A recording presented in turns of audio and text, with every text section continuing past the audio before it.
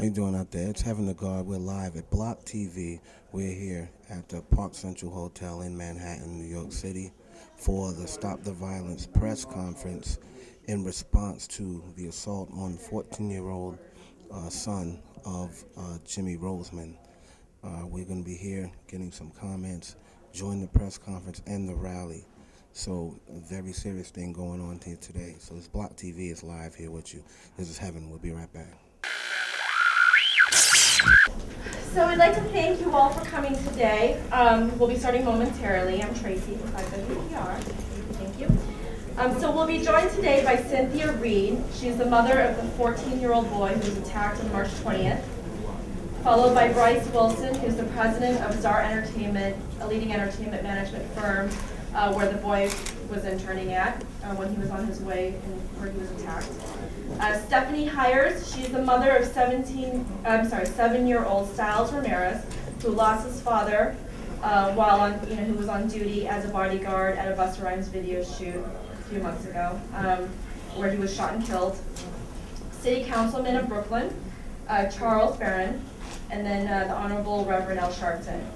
Immediately after Rev Al Sharpton speaks, we'll open up the floor for a brief Q&A.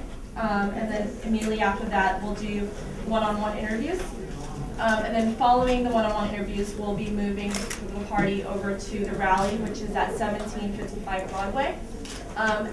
We'd like to ask that for any of the coverage, in your news reports, that you do not publish any photos of the 14-year-old boy who was attacked due to security, due to safety concerns, and not publish his legal name either. And then if you guys have any questions, I'm around. So feel free to let me know, and then I'm about to bring everyone in so we can start. Thank you.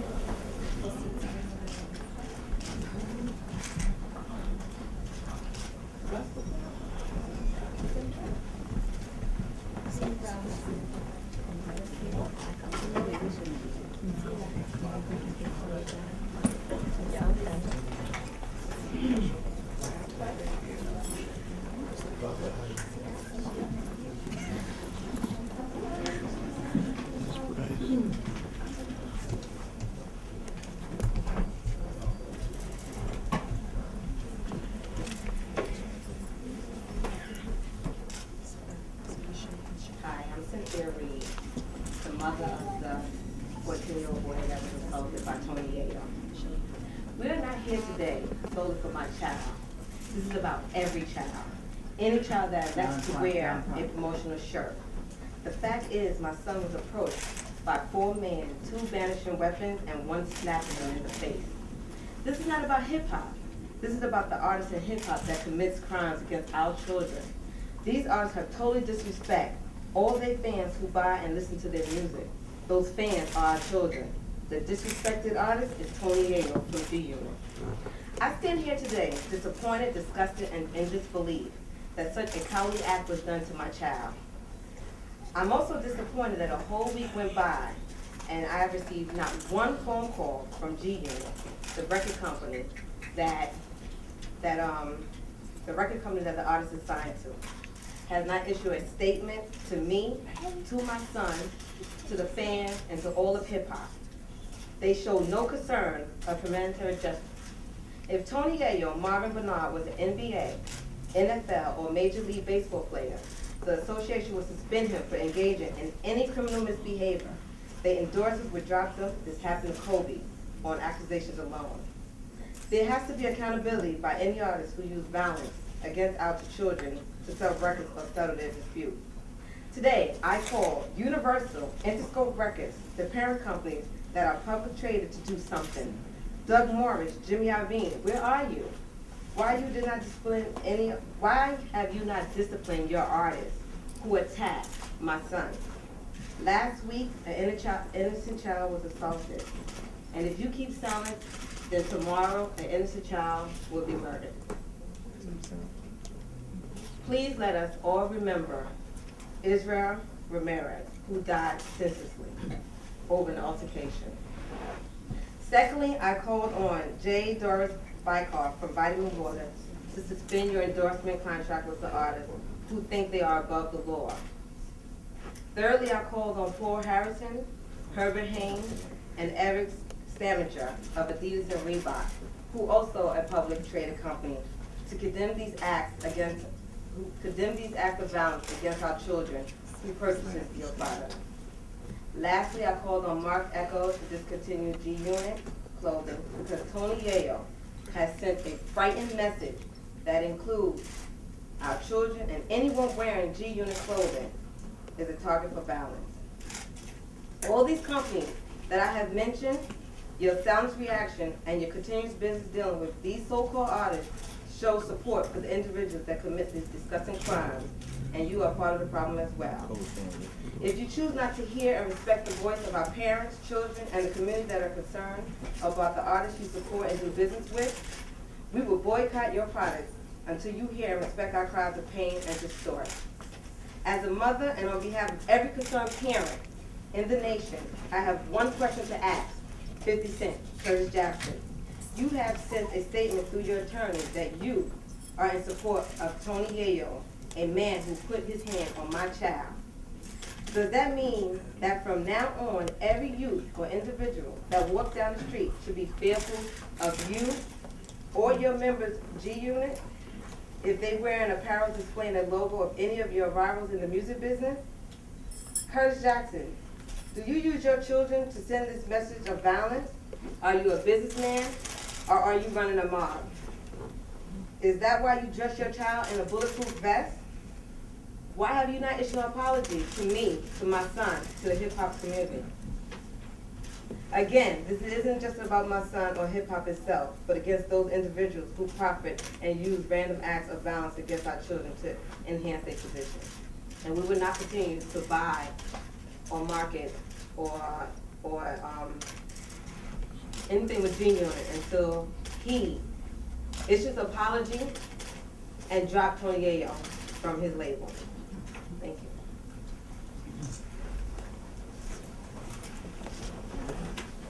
I'd like to introduce Bryce Wilson, President of Czar Entertainment. I'd like to thank everybody for coming out today.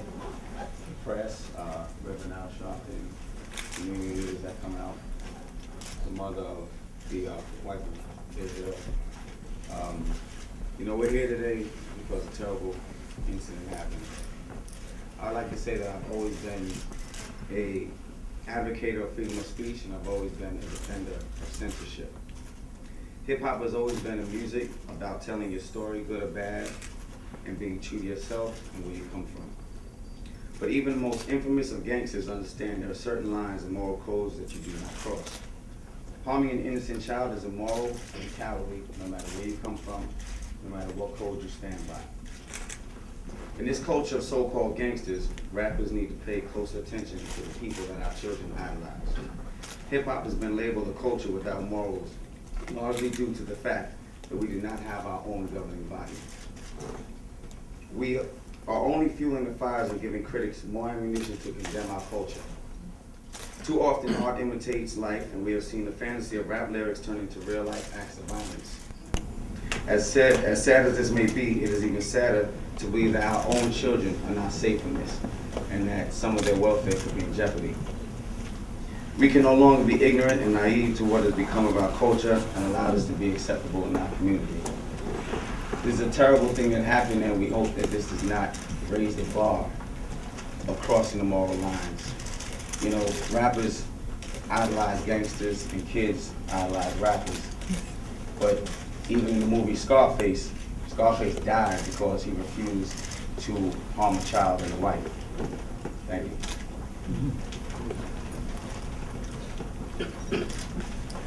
I'd like to introduce Stephanie Hires.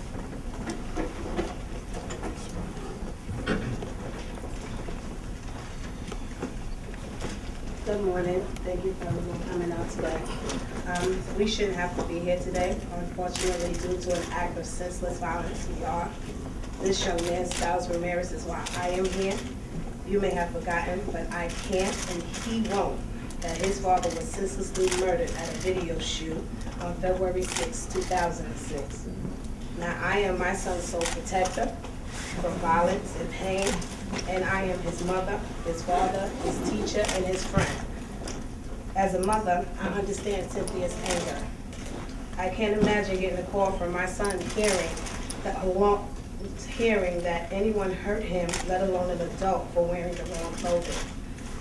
Young men today face many obstacles already. As a community, we have to take responsibility and protect them from harm. We need to go back to the time when we helped raise each other's children. In time, the hip-hop community does their part in protecting the kids who idolize them. Thank you for your time.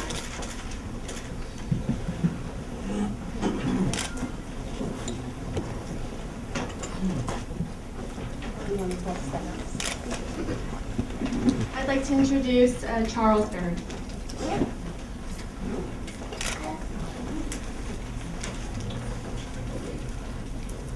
Just wanted everybody to know that this is why I'm here today, because this young lady, her son was violated. And I don't care what the beef is, on what level the beef is, because those beefs lead to Biggie Smalls and lead to Tupac Shakur's ending. Y'all gotta stop the beef, stop the madness. Most of you are making money anyway. So why don't you stop the beef? This is madness. Hip hop, and we shouldn't broad sweep hip hop. There's some positive artists, revolutionary artists, radical artists that are doing some positive things. But when they get into this capitalistic materialism and this false sense of manhood, now that it's leading to the abuse of a child, that's my outrage. That's my outrage. It is out of control. We got to deal with the police that are out of control. Then we got to deal with some of our own people who are out of control. And we're trying to say that either with us or against us. And whatever the beef is, y'all need to settle it without the violence, without killing each other. And the last thing we need to tolerate is that it will be reduced to a level where you're going to abuse a child. A 14-year-old child has nothing to do with whatever the madness that y'all are fighting over. So I ain't on nobody's side. I'm on her side. And I'm on the side of a black youth that should be able to walk through his community without being abused because of some foolishness that adults who are making blame money, whatever you're making, you shouldn't even be involved in dealing with beef that can lead to the death, to more death and destruction of our people. Let's use hip hop for liberation and revolution and not foolishness. Thank you very much.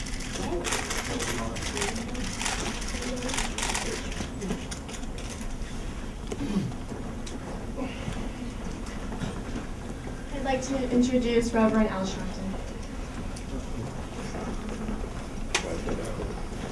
First of all, several years ago, I got a call from Councilman Barron saying a young man was in jail upstate New York. His mother wanted us to look into getting him out of solitary confinement.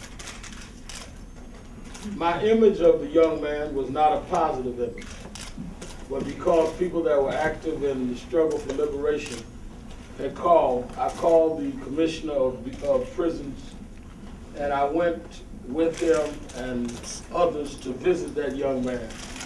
We were able to get that young man out of solitary.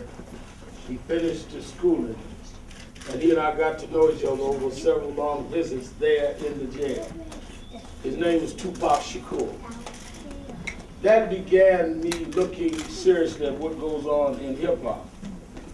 2 years ago, there was a very well-publicized disagreement that I got involved with, that we tried to, in the spirit of an artist named 50 and an artist named Game coming together at the Schomburg, said, let's try and build peace. In the last 2 years, we have seen that peace shattered.